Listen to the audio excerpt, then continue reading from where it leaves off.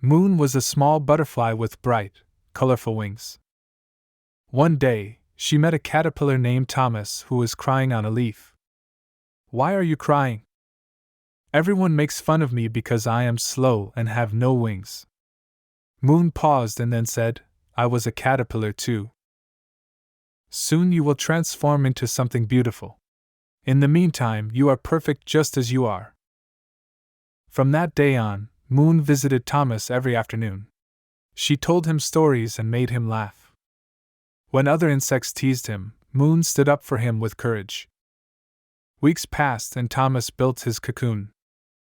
Moon waited patiently until one day her friend emerged as a magnificent butterfly with golden wings.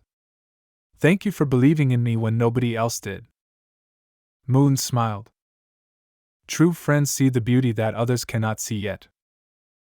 From that day on, Moon and Thomas flew together, teaching others that everyone deserves respect, no matter how they look.